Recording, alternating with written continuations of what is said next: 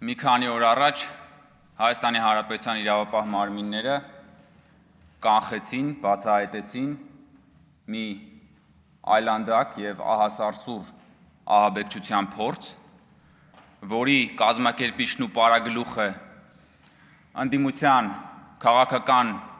հոգեհանգիստը մի քանի անգամ կազմակերպած Ռոբերտ Քոչարյանի եւ Սերժ Սարգսյանի քաղաքական թիմակից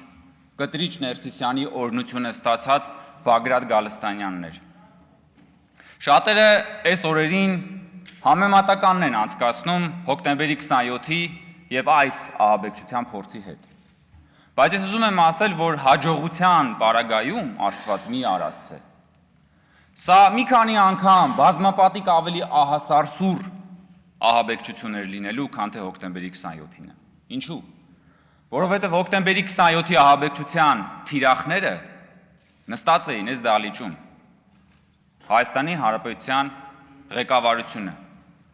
Այս ահաբեկչության թիրախները այս դահլիճից դուրս գտնվող Հայաստանի Հանրապետության յուրաքանչյուր քաղաքացին կարող էր լինել։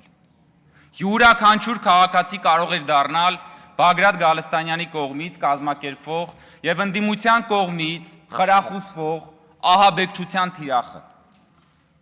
Այն ինչ որ Բագրատ Գալստանյանը ծրագրում էր անել Հայաստանում եւ Հայաստանի